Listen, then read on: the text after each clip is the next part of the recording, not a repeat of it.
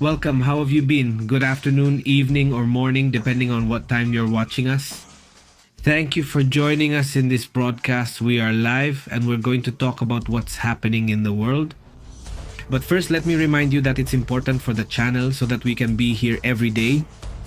Give us a like. Your like is important, as well as your opinion and your comments. If you want to go further and support us and be part of this family, you can do it through a membership or also by supporting us via a super chat. But to the whole community that is subscribed, that is part of this community, I thank you very much. Something big is about to happen and be announced. Let's go to the details of what's happening live. Thank you for joining us. And well, the world is truly interesting, the times we're living in. Right now, there's everything. International news, discoveries, situations that show how the world is changing, but also looking to the past. We have a surprising news story about an ancient discovery, about one of the books, maybe the most well-known book in the world. What's happening with this discovery of pieces of what might be perhaps the first New Testament? Obviously, it's a topic without any religious overtones or anything like that. We're not dealing with religious issues here, but from the perspective of human knowledge, it's super interesting. Thanks for joining us. Let's get into the details. Well, big greetings and really help us out by sharing and giving us a like, because if you don't, Astrid gets upset. Careful, really careful, because you don't want to see Astrid angry, okay? Great, so let's get started with the information, with the details. Here we go, let's begin. Alright, let's start with this news. Information from Russia. There's a surprising image. People in different cities, at least 44 different cities, have come out to protest. This, well, it's unheard of. 4 years after the war, it took 4 years. And close to 1 million, or maybe even more than 1 million people, young people, have lost their lives. Only now did they dare to protest. You say, how is that possible, right? Also, well, people have gone out to protest and there are already almost 1,000 people detained. The police are obviously, repressing whatever they can. At that moment, the police were just arriving. Those white trucks you see at the bottom are full of police officers. They're about to come out. They've been stopping there. One of the biggest protests was in St. Petersburg, but protests are happening in different parts of the world. What's happening with the information? What's going on in this part of Russia? Let's go to the details that Astrid will tell us. So, what's happening with these protests? It will be really interesting to hear in her own words. How do you see what's happening? What is known worldwide, there were protests. We have to remember that today was the 4th anniversary of the Russian invasion of Ukraine, and these images were also seen in other countries. The most surprising are those in Russia, since it is the invading country. But they also happened in Hong Kong, in some areas of Belarus. It's incredible, but they also happened in Belarus. And so, in different parts of the world, these protests took place, remembering or rather asking for this attack to stop. In fact, today at the United Nations, there was also a vote to call for a ceasefire. A settlement now, and interestingly, among the countries that chose not to vote is the United States. It's an issue that drew a lot of attention because supposedly they want a ceasefire too, right? But no, supposedly Donald Trump wants peace. So why does he abstain from voting? Why doesn't he vote? And why does he ask Russia to stop attacking Ukraine? It's becoming increasingly clear that Donald Trump is, well, supporting the war, but not Ukraine. No, paradoxically, he doesn't do that and says that Russia is the enemy that wants to invade Greenland, but at the same time, well, he takes actions. Specifically, well, it seems that it's more in favor of Vladimir Putin's narrative. It's perhaps, well, the most valuable part right now for Vladimir Putin. Not the war, not the soldiers who are invading under his orders, but what Trump himself does day by day, not how he handles himself in this whole situation. Above all, for example, thinking that, well, there are 3 or 4 world leaders at the United Nations who have the most influence. There's the United States, obviously. Among them, there's China, there's Russia. I mean, there are certain countries that have more influence than others, obviously. And how is it possible that if the United States is supposed to be supporting Ukraine, it doesn't vote against the war, right? I mean, that it abstains? That honestly is really incredible, and well, it's part of what's happening in the world. And well, also another image that has surprised people today is this one. This is a situation that is catching my attention right now. We'll have to wait and see if it can be confirmed, but images are starting to come out. Supposedly in Cairo, it would be the Coptic neighborhood of Cairo, a Christian neighborhood, Christian Coptic, that's the name they've given it, and there would be a fire. This is the image that's coming out. Let's wait for more details because I insist. Since the information is coming in right now, it's suddenly difficult to confirm. And well, for now, there's no confirmation about this. So let's wait for more details and see if later we can get more information. We can see because there have already been tensions before between the Copts and the Muslim community in the area. At this moment, let's see if there's more information and we'll talk about it later. Another image that stands out today is this one. Look, I don't know if you can see, but in the background, there's what looks like a wall. I was commenting on several media outlets from, what's it called, Iran, about this movement. They would be building a wall that's about 3 meters high, maybe a little less than 3 meters, and it stretches for about 10 kilometers. This is on the border between the Penyaguin district in Kurdistan, Iraq. According to reports, there are concerns about an attempted infiltration by Kurdish separatists, which we had already mentioned here.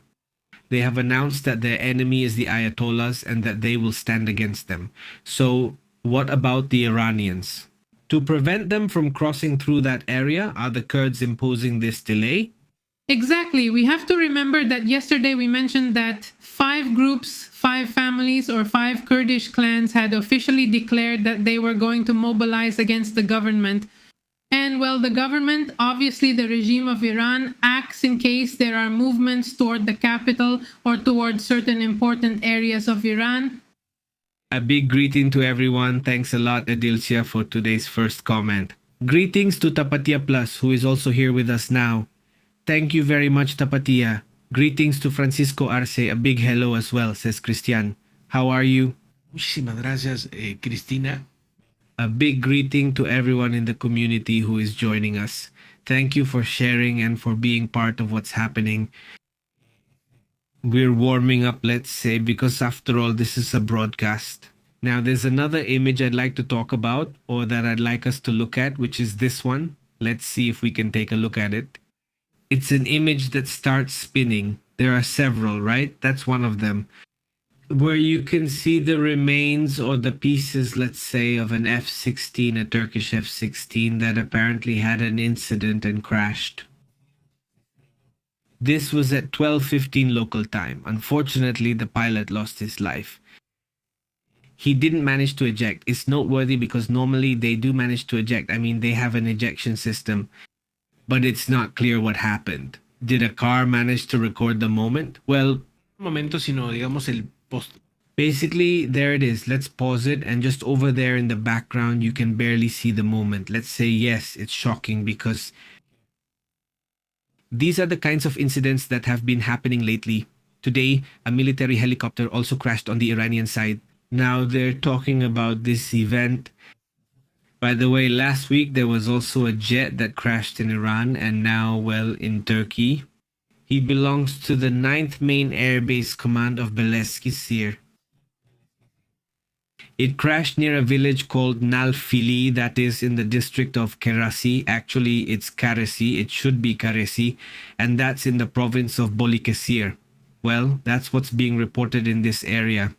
Be aware that right now there is a lot of military movement from the United States. There's a lot of military movement, well, towards this area, towards what is Turkey, Germany, let's say Europe and the Middle East. It's filling up with American planes, mainly at the bases they've been arriving. It was said today that there are about 150 planes near the Middle East. Impressive? Honestly. And for example, the moves that Turkey is making are drawing attention. They're getting ready at the borders between Turkey and Iran. In case there are people who want to, if there is a war or an attack and people want to flee to Turkey, well, they're already getting ready to block them. The crossing is also drawing attention. Let's move on to another topic.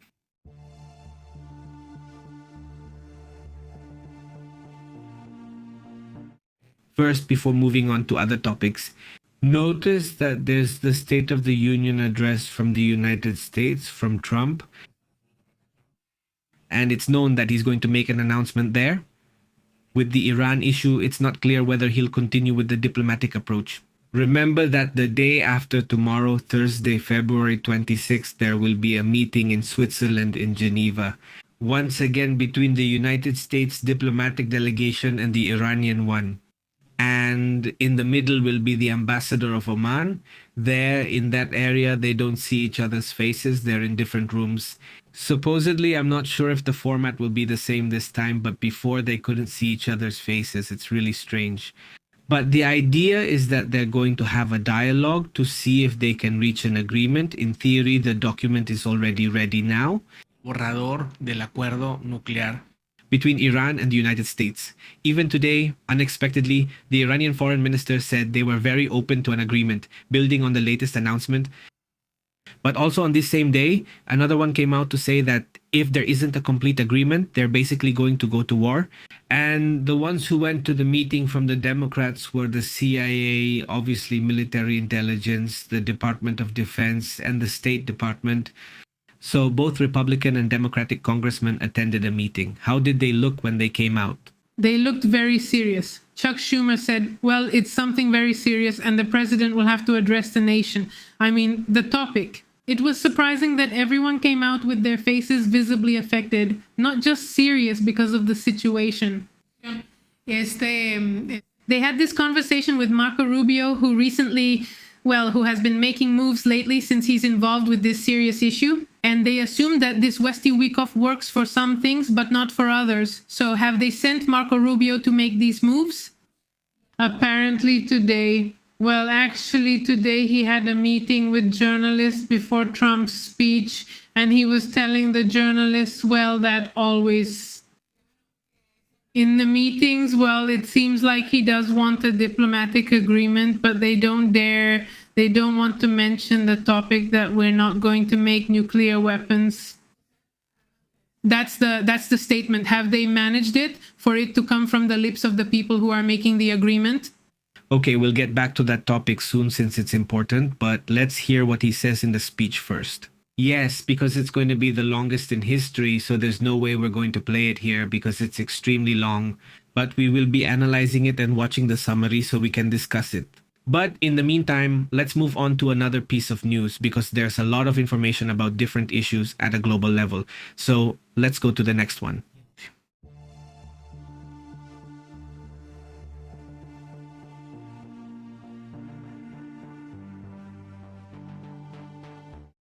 Right now, Iran is openly threatening the students, once again, the students of Iran, because it's the fourth day of protests over there in Iran.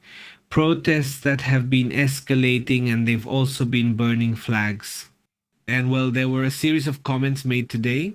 The Iranian regime warns that it will not tolerate attacks on the symbols of the Islamic system while international and military pressure grows and tension is rising in the Middle East. And that's where it seems the focus of the State of the Union address will be, in which, as we were just discussing, it seems that a conflict will be announced.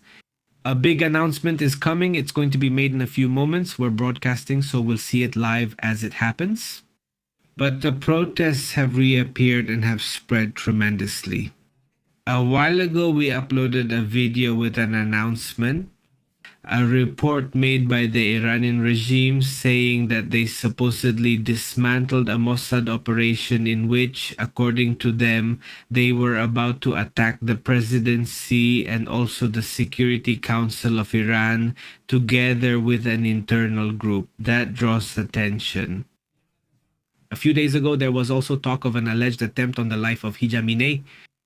But the Iranians always do that. They always do it. Whenever they're under pressure, they dismantle and dismantle, but they never show any people. They never show anyone. Israel, he says. I don't even know about it. I mean, what's going on? I mean, no, there's never any comment. I could bet that if that were real, most likely we would be seeing a military intervention or even announcing who those people are. But normally they don't do that. And what I actually think is that it's more about giving the internal impression that they have strength, that they have power, that they're present. One step ahead, that's their constant approach. Look at the ISSW, this Institute for War, and other institutes related to those think tanks and all that, which are separate. They analyze war games and see how each country behaves.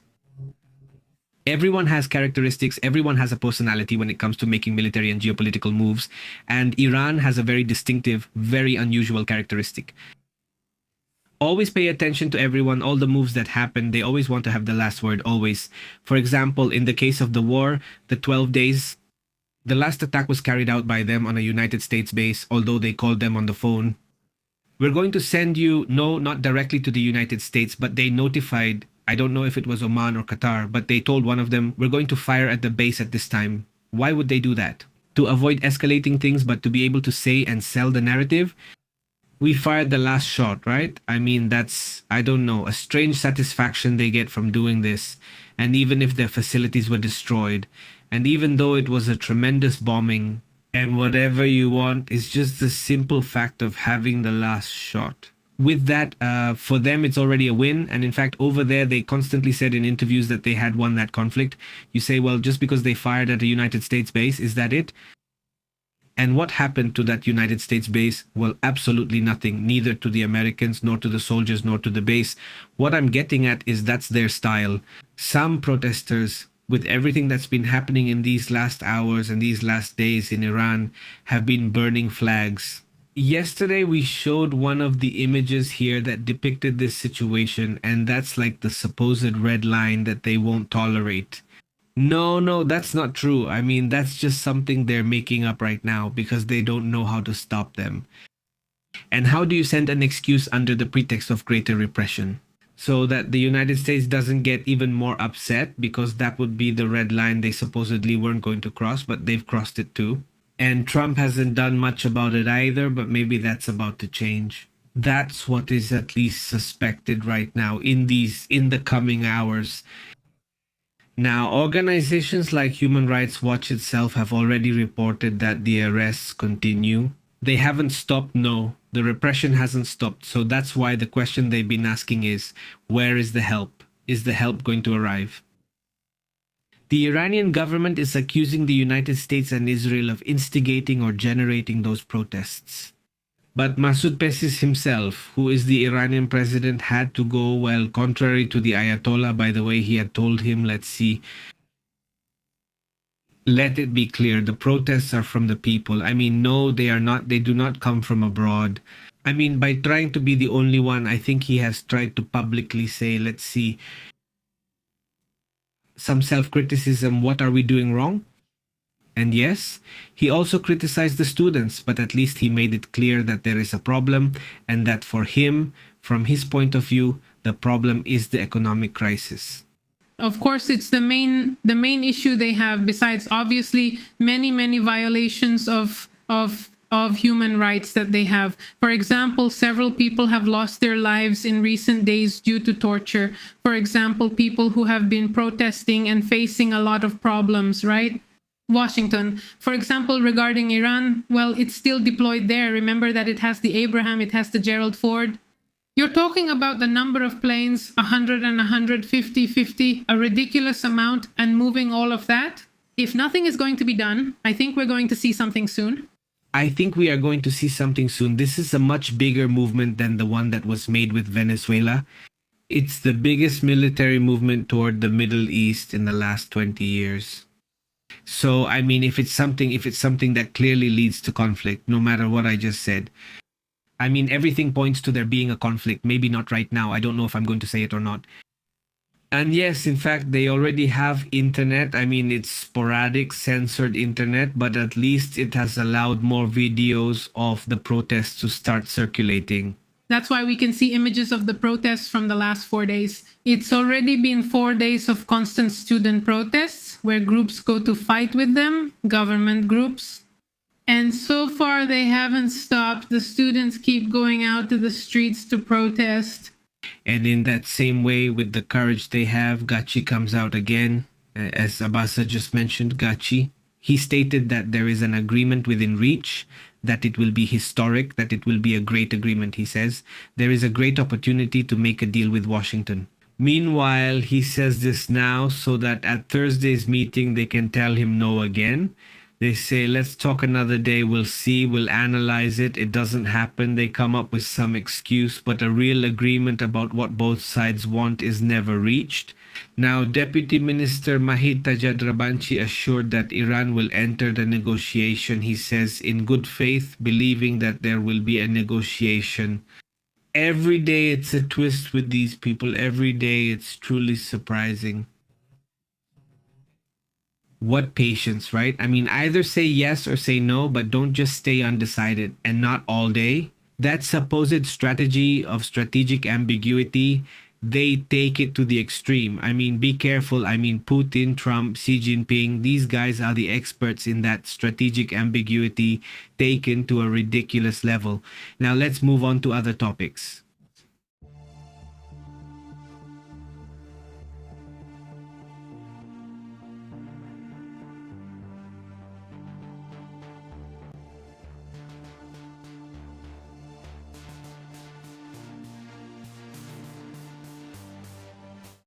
We're seeing a surprising image here.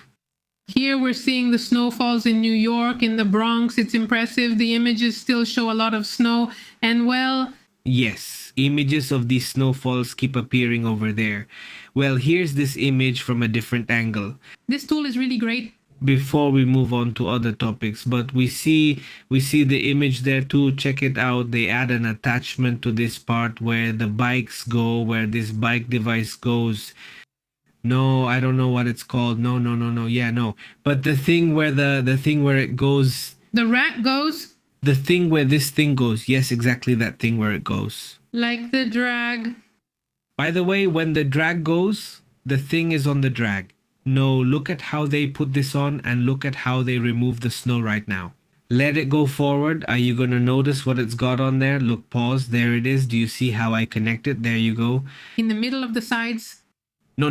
To the sides. Well, as far as I know, it's like a thing. no, but no, it's not connected to anything. Look, you can see it further ahead. It's like an antenna. It looks like an antenna. It's not tied down. It's not tied down. No, only the middle is tied, just the middle. Yes.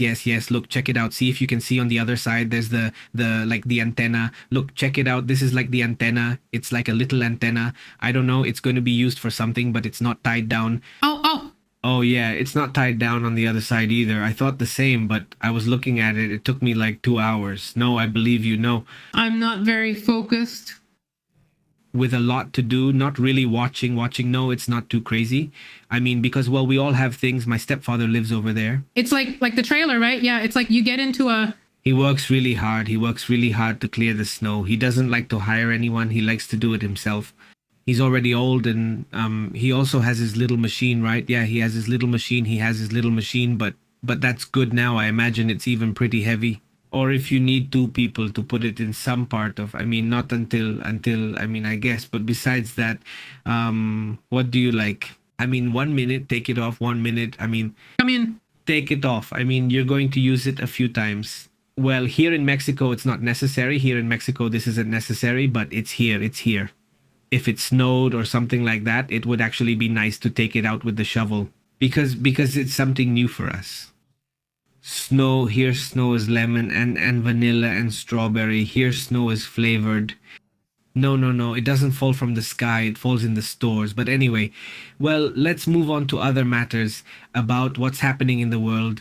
There are a series of comments that people have been making to me about the fires in Florida. Let's see if right now, yes, we can get some images. Yes. Why? Because yes, it's tremendous. They are fires that are out of control. By the way, it was talked about, I mean, last night from 400 hectares. Now it's already over 10,000. I mean, in 24 hours. 25,000 acres. 25,000 acres, that have been. It's in the Everglades here in Florida. That's right. This is put up by Keep Fighter 2, and what you see is, well, just a little piece, right? It doesn't reach a very large magnitude. I mean, the fire, but it's a fire in the Big Cypress National Preserve area. No. Yes, the Big Cypress National Preserve.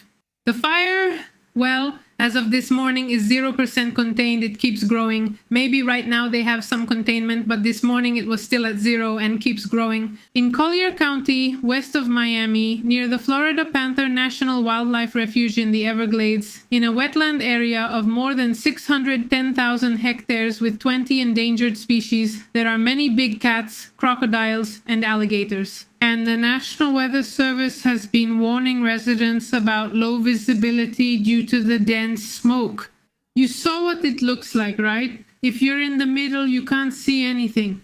And also, the flames are spreading pretty quickly because right now they're experiencing a severe to extreme drought. The most important thing is that they saw what that looks like. You can't see it because of the smoke. It's just that you and I later in the Race that you saw how it looks. you can't see. What you saw, you can see. Of course, they saw it since you played the video. How lucky you didn't play the video. When I said it, you didn't. No, I'm not making fun of what you said. Well, drought conditions are severe to extreme. In South Florida, there's an alert because there's a water shortage, dozens of counties, including Collier. Currently, lighting a campfire is strictly forbidden. It's forbidden. Yes, well, yes. I mean, just imagine. And there's always someone who says, well, But there are people who feel like doing it. not everything is like that. If someone feels like it, it's because they have a problem with pyromania. But that's something that needs to be treated by a psychologist. Now, look, the thing is that there is or there will be a heat wave in the coming days throughout the southern United States. And already right now, there's an alert for potential fires in Florida, specifically throughout the southeastern United States. And the highest alert is in Texas and Coahuila. De acá del lado de México, pues también Nuevo León, ¿no? Nuevo León, Tamaulipas también, Chihuahua. En toda esta zona pues hay, o va a haber más bien calor y pocas lluvias. That makes you want to, I mean, the atmosphere, Baja California Sur, Sonora, Sinaloa, Zacatecas, Durango. I mean, let's go. It's really widespread. There's little humidity in basically all of the north, except paradoxically over in Ensenada, in Tijuana. We send our regards to the whole community over there.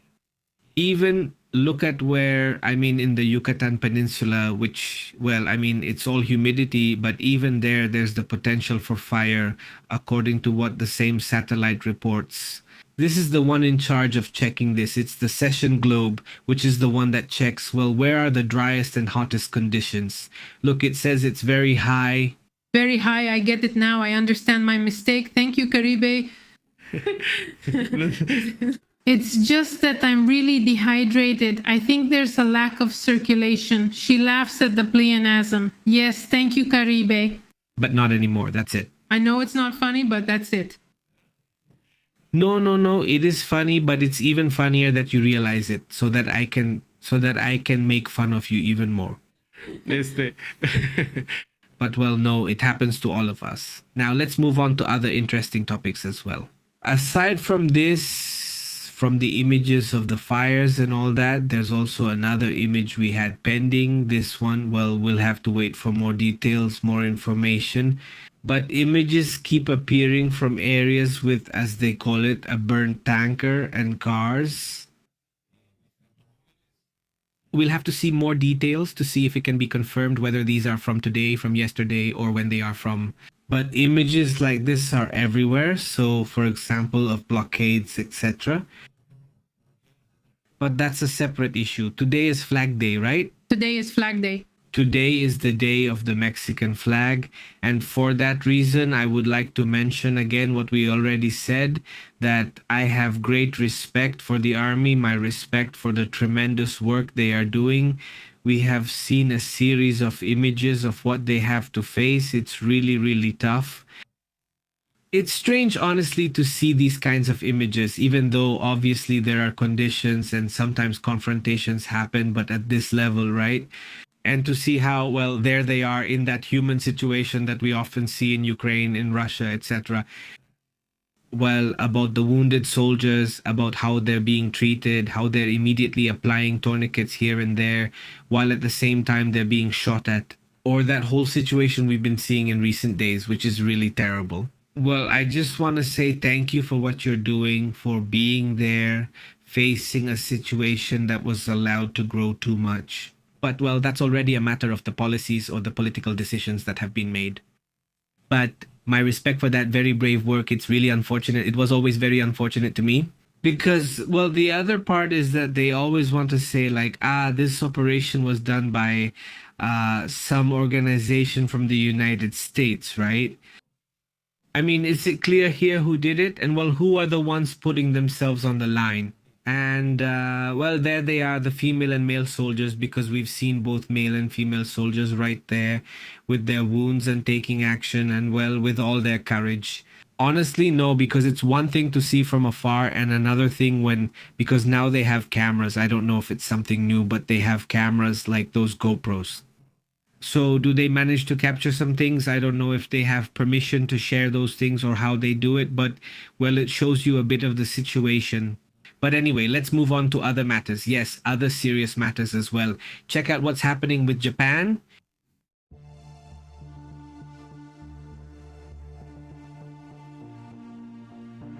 Something very strange from Japan, huh? It's very unusual to see Japan deploying missiles and on top of that near Taiwan. Something is happening right now. But look, Sanai Takahashi came to give a twist to politics, maybe making it more diplomatic, but at the same time also very passive, which is how Japan usually is. And this time, what Takahashi shows is that it wasn't just words, but also actions. And Tokyo is already deploying surface-to-air missiles in Yonaguni right now. Check it out. Where is it? Yonaguni? That's what it's called. It kind of sounds like yogurt, right? It sounds like the word Yonaguni, but look, let's go to the map. Because sometimes suddenly you just think of Japan as the main islands of the Japanese archipelago. The typical one that looks like that, right? But no. The largest land. Exactly. I mean, when you see Japan, you usually imagine this part, right? That's Japan. But Japan actually has a ton of islands, like a bunch of islands here. And this island of, as we said, Yoguni or Yonaguni, no, Yonaguni, look where Taiwan is, look where China is. I mean, for them, for this island, China is much closer. China is about 500 kilometers away. Yeah, just imagine. And Japan, I mean, Japan, the main island is easily about 1,500 kilometers away or maybe more. So yeah, it's really far. Yes, it's really far. So Japan is worried because they say if there's a war with Taiwan, well, who knows? Maybe they'll want to take an island from us here. Why would it be strategically convenient for China to take an island? Well, it's very simple, because with this, it increases the possibility, or it removes the possibility that Japan might attack them. Because they're going to say, look, we took a piece of territory from them, and on top of that, they gained this whole area of the sea. Who knows? I don't know if this can happen or not, but Japan doesn't want to, they don't want to be too confident. And on this island, they're placing surface-to-air missiles. So if anything happens, they'll already have the weapons ready.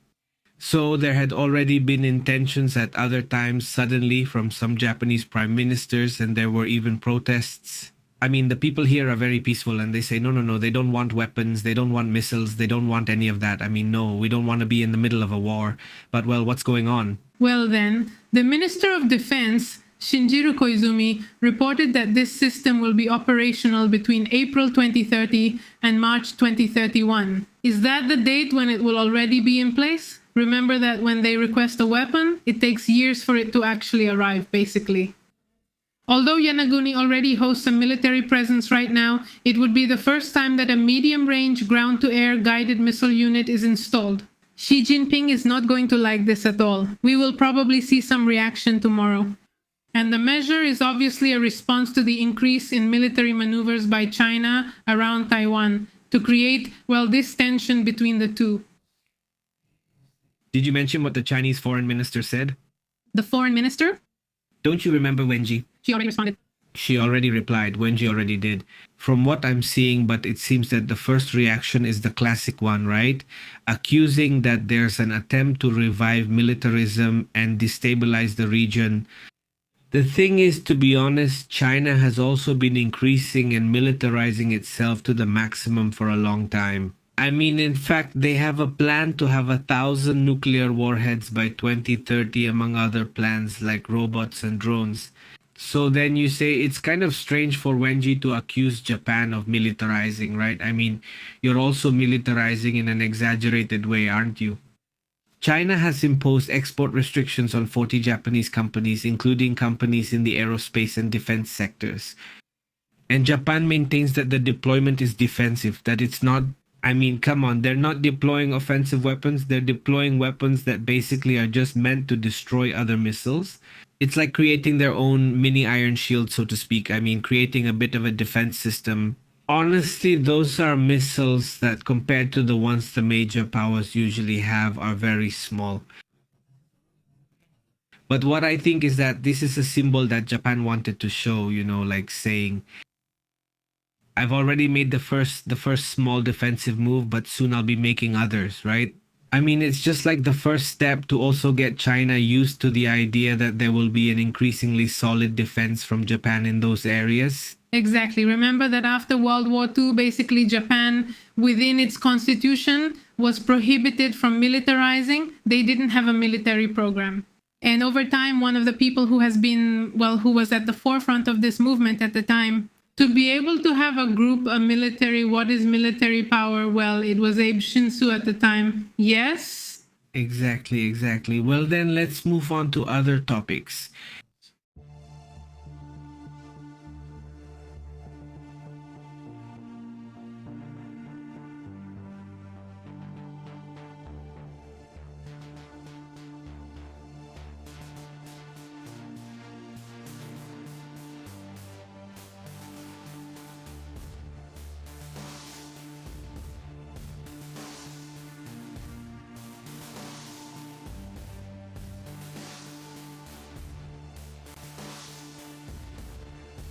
Otros asuntos también interesantes. There are also some images that are still pending regarding what's happening. There haven't only been snowfalls in the United States, in New York. This, what's it called? Well, the East, not Maine, all that area, but here in Mexico, in some areas, like this report.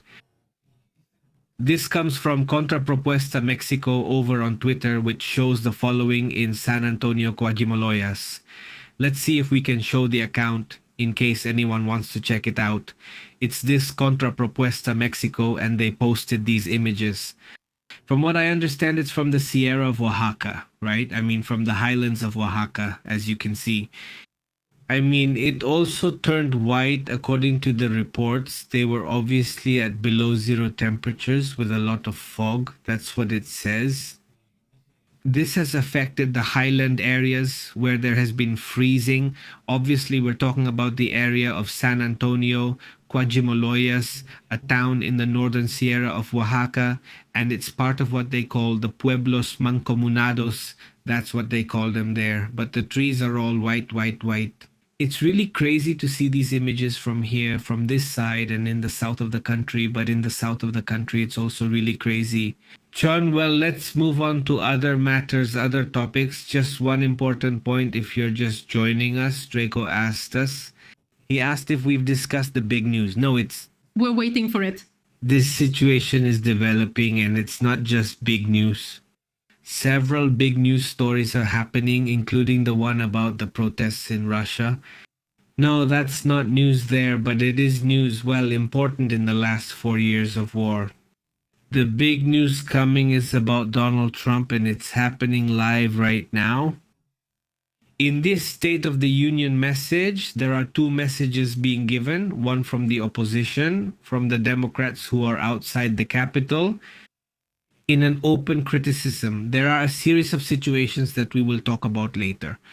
Very intense in Einstein's case because it's really tough. The accusations and the information leaks that have come out about Donald Trump, but also about what's going on inside Trump's head, because it seems like an announcement of an armed conflict with Iran is coming. Yes, and he's going to announce it today, but many people think today is the day.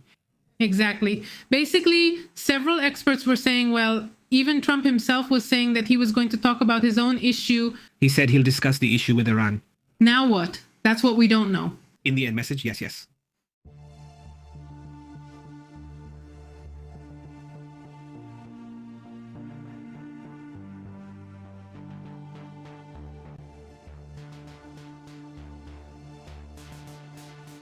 Notice that this individual, let's see if we can put him here on the screen. This individual we're seeing here, he is a former Prime Minister of Norway. This person was about to take his own life recently after what was discovered. He's involved in the Einstein case. A former Prime Minister trying to take his own life? What things are going to be revealed about this former Norwegian Prime Minister, and what information is going to come out that he preferred to take his own life? Rather than face the consequences, the former Norwegian Prime Minister Thorbjørn Hangland has been hospitalized after attempting to take his own life amid an investigation into alleged ties with Jeffrey Einstein. So what could they be investigating? What is going to come out about this person? Why? Did he actually try to take his own life? What?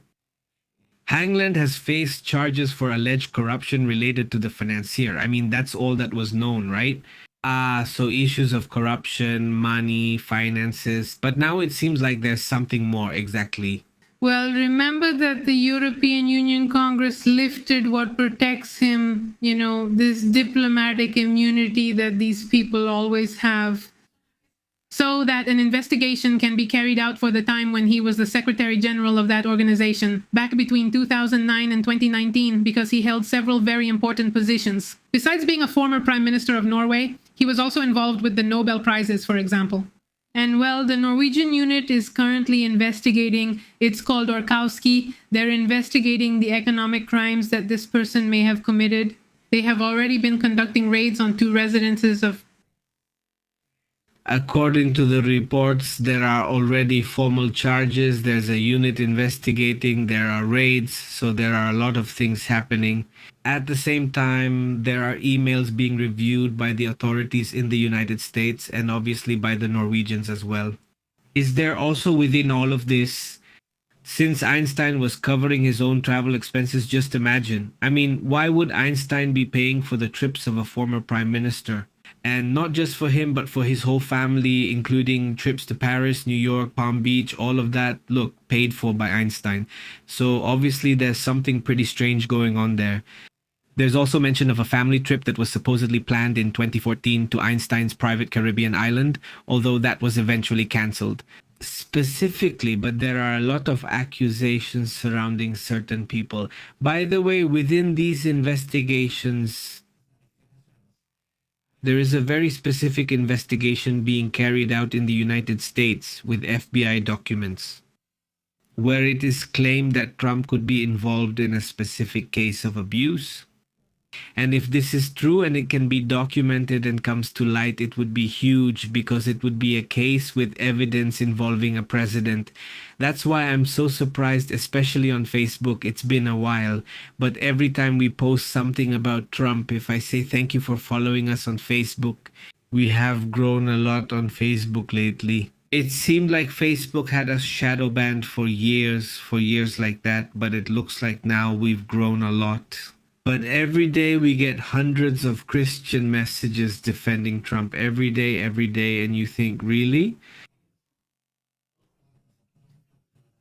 I don't think Christianity defends people who abuse others. No, right? I mean, come on, honestly, no. And that it protects those kinds of networks and situations, right? Or not. Or at least, look, no, this silence and let's wait to see what happens. Why? But anyway, it's really amazing. And they've already told me, be careful with Facebook because Facebook is full of people who are very, very radicalized. Not just Christianity, Islam. I mean, it's very religious there, but look, it's very easy. For those who create content on Facebook, you just make a list of religious words. And when those words come up, I don't even want to see them. And you don't even notice. Just imagine, I mean, thinking about one's mental health, right? Because it's also important every day. Yeah, honestly, it's amazing. Now, what happens with Trump is that it's not just about Trump. It's practically half the cabinet that's involved there, yeah. And if you go with that, then they'd have to remove half the cabinet. So you'd have to remove, say, the Secretary of Commerce, let's say, they'd end up with half of them gone. That's why obviously right now who's going to be looking for transparency? Well, no one from the government. At least then there are documents that show how the investigation was conducted, how this supposed victim of Trump was interviewed. Yes, so we do know who the victim is, and the Fed did interview them. We know there is information about this, but they've been hiding it. So, well, what do you know about that? Well, from the information that has been shared today about the Epstein case, well, today several Congress members came out, including the two people who have mainly handled the Epstein case, both Republicans and Democrats. Today they went to see the papers again, the unaltered documents, but they said that some were missing, some got mixed up. Let's say yes, yes. Some of the documents that were presented on the Department of Justice's website, well, they also disappeared from the site. So are they looking because they're related to the issue you mentioned about the young girl? Several people are also mentioned there who would also be involved in this network. And we're talking about investigations that were carried out by United States authorities before he became president. I mean, we're talking about investigations from back then. Yes. They are old investigations that had, let's say, been covered up. Yes, for example, in the case of Epstein, we have to remember that he had a case in 2018, 2019. Basically, they gave him the green light. I mean, they gave him a free pass. They let him go really easily because the president at that time didn't go. Even older, because it was when Bill Clinton was in office and the person in charge of the Department of Justice was told to tell the judge to let him go. Basically, then, it's an issue that involves both branches of government. Democrats and Republicans. I mean, it's not just one or the other. There was clearly collusion there, and that's why lately we've seen Trump talking very friendly, getting along very well with. And what happened with this practice they were going to do? It's on the 26th. This week, I mean, it's not going to happen on Thursday. It's not going to be streamed online. I mean, they didn't want to. The person in charge of everything didn't want to stream it. No, it's going to be recorded. The script will be there. Hillary was fighting for it to be broadcast. And so was Bill Clinton, but it's not going to be broadcast. They're really holding back. I mean, they used to comment on everything and now they haven't said anything. So, well... She recently attended an event in Munich and made a comment at the last one. In this case, and also right now in this speech that Donald Trump is giving, there are survivors from the Epstein case. So what for? To remind him that the unresolved issue of that case hasn't been addressed? Yes, unresolved. And they keep victimizing the people who went through all this. I mean, today I saw an interview with this Green. Yes. Who is from Make America Great Again, or was from Make America Great Again. She was super pro-Trump and she's a Republican. What she says is that it's not possible. She says that everyone is involved. There are a lot of Republicans involved, also Democrats, she says. And if, how? Is it possible that up to now it's not being investigated? And she says that the ones who are actually being victimized are those who suffered from that. So, yes, let's say that fortunately, or what gives hope is that both among the Republicans and among the Democrats, there are people who really want it to be investigated. And that's what gives hope that, yes, maybe at some point justice can be done, which would be the important thing.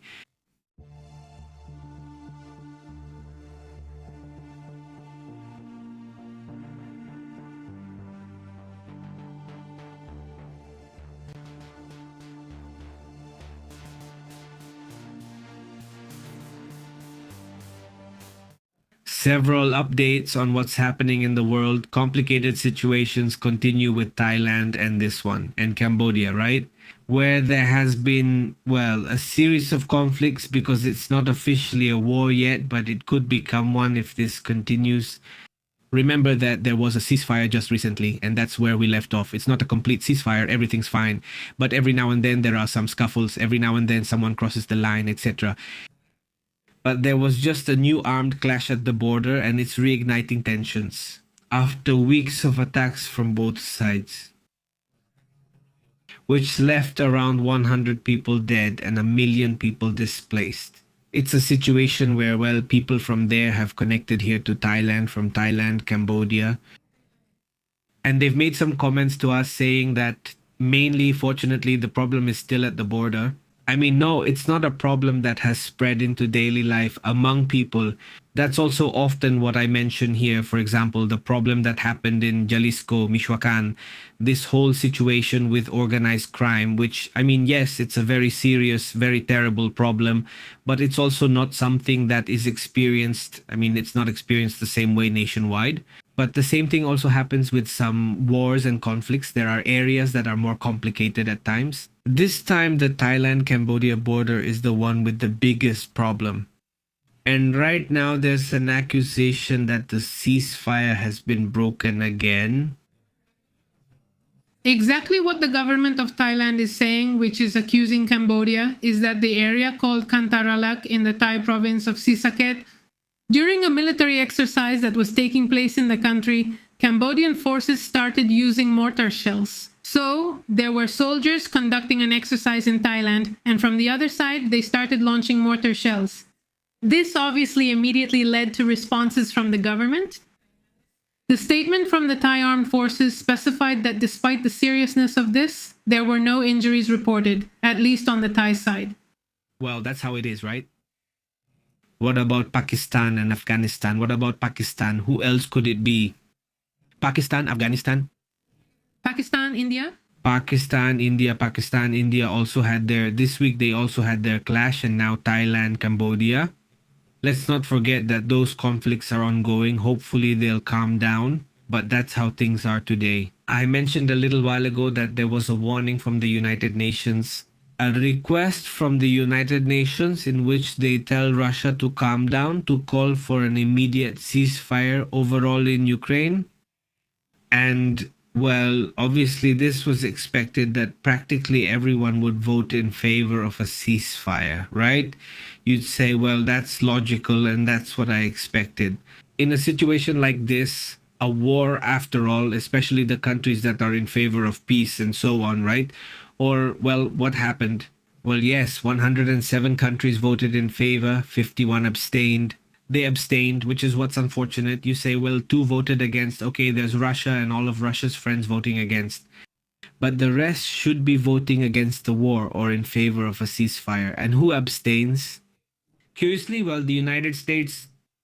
The resolution reaffirms the sovereignty, independence, and territorial integrity of Ukraine, supporting its right recognized by international law. The document demands an immediate and unconditional ceasefire without preconditions or delaying negotiations.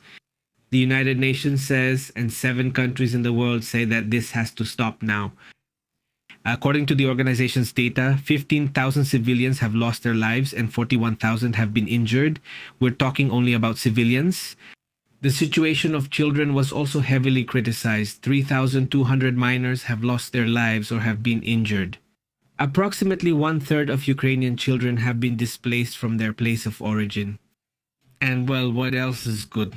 The attacks, remember, have been against energy infrastructures that have left cities with power outages, which are very severe, with cold temperatures that are around 20 degrees below zero, without heating, without water, and in addition, this has worsened the humanitarian crisis. By the way, today a video came out from one of the most famous bloggers who has military connections in Russia, and he was criticizing this tactic that Russia has used of attacking energy infrastructure because he says basically it has strengthened the Ukrainian spirit and now they are leaving us without energy. In other words, he basically called it a failed tactic on Russia's part, and well, the resolution demanded this. What you are seeing right now is the release of prisoners of war and the return of forcibly deported civilians, including these minors, many of whom, honestly, will be very difficult to bring back because many were orphans and have already been adopted by Russian families. Well, that's the situation, and especially military families with a certain economic level as well. That's a bit of what's happening in the world. So let's move on to other important matters.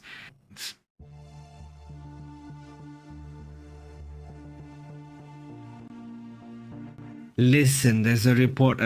Do you remember the case of Nancy Guthrie, the 84-year-old woman who was kidnapped by an individual who obviously, well, was still waiting to have more information today. More details were given that this person had already been hanging around the area under investigation. Exact reason: He was moving with the traffic, like he had already tried, I think, to take the lady, and for some reason he hadn't done it yet. But today, Savannah Guthrie, who is the famous daughter, let's say, because she hosts a show called Today, a very well known program in the United States. And if it's not called Today, yes, it's called Today, it's Today. The show is one of those morning news programs, a morning show in the morning. Well, her name is Savannah Guthrie, the daughter, not the host, television. Well, they earn well, let's say. So, this national broadcasting company news anchor has offered. She and her family managed to raise $1 million. And so she offers, that's what's being offered. Well, she gives that reward money, so to speak, to this. No, sorry, not to us, but to the informant who provides this information. And they also offer money to the one who kidnapped, from whom they haven't received any news. I mean, they told him they would give him the money he wanted. That I asked. That he asked for, they asked, well, I imagine for proof of life, and this hasn't happened so far. Now, publicly, he acknowledges that maybe, well, the mother has already passed away. That's what they suspect, because there's no response, because they don't show the family that she's alive. Yes. And also remember that in the house at the entrance, they found a trail of the lady's blood. So that's an issue that obviously, aside from the heart problem from the medication she has to take today, they also said that what they took from the DNA to do the genealogical study to see if there were any relatives of this person, well, maybe it won't be possible because the DNA test ultimately does have certain gaps. Yes, let's say it gets ruined, and it seems like if it's already ruined. From there, they could only tell that it was male, which was very obvious from the image, right? But, well, that's how things are. There is still no answer. They are offering a reward for anyone who has information, up to $1 million. And up until now, well, no, absolutely nothing has happened. I mean, it's really shocking. Unfortunately, there have also been a lot of false calls, and, all that just delays the case even more. And there were also some disagreements between what the local sheriff and the FBI said. I mean, yes, there have been some issues there, kind of strange, kind of unresolved, maybe some disorganization.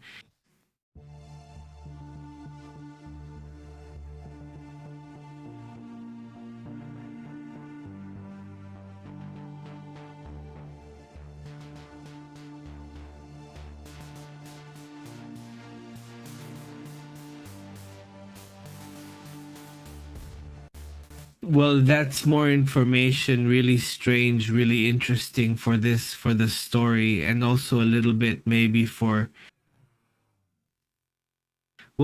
people who are really into theology and all those topics, because according to reports, there has been, a kind of more information about ancient fragments of what would be a New Testament, which is about 2,000 years old. I mean, basically from the time when Jesus was supposed to be around, because there are also some dates that people don't agree on. But according to reports from the Historical Library at Oxford University, they have what they believe are the oldest surviving fragments of a New Testament on papyrus, practically 2,000 years old. Are these considered among the most valuable writings in Christianity? And there is a doctor named Jeremias Johnson who has studied this information and says it's truly astonishing. There are several facts here that I would like to discuss because in the end they are some of those. Well, these are scientific investigations that in the end are included in this type of book, but they also have their own significance, especially for many people, for all believers, for everyone. In other words, they also have an extra importance, right? Experts reveal details about the P64 papyrus preserved in Oxford, considered one of the oldest manuscripts of what is the Gospel of Matthew. Today, this news in the academic world, but also in the religious and archaeological fields, has been surprising. This is in what they call the Historic Magdalen Library, a college in Oxford, one of the universities and among the oldest, if I'm not mistaken. I believe Oxford University is about 1,000 years old, making it very ancient. What? Newton was there? Newton was there. Just imagine, we're not talking about an English language school, right? That's where they hazed him. That's where they hazed him. And well, so what comes out of that? Well, these small pieces of papyrus contain what would be the chapter, or rather parts of chapter 26 of the Gospel of Matthew, specifically verses about the Last Supper. And in these, well, about the betrayal by Judas, and in these are included, well, some brief sayings made by this Jesus, as well as direct mentions of Peter and Judas Iscariot, which obviously further increases the historical and theological value of this book. According to these paleographic studies, the manuscript could be from the end of the 2nd century. After Christ, that is approximately 100 years later. No, yes, after Christ, 100 years after the traditional crucifixion. If we see that the date of the crucifixion was the year 33, yes, After Christ, exactly. So the supposed date would be the year 33 because it's assumed that year 0 is the year when he was born, right? So according to the German archaeologist Castor Petter, TID has supported the earlier dating, saying it could even be from the year 70 after Christ. So that would be possible. I mean, there are doubts there, right? So they think it could be almost the same dates, basically from when Jesus was around. I mean, just imagine that maybe those little papers there, those papyri, maybe they were touched by someone who knew Jesus directly. That would be incredible, right? The papyrus was delivered to Magdalene College in 1901. They've had the documents since then. But now, as I'm researching, there's apparently a more accurate dating of its age, its exact antiquity, right?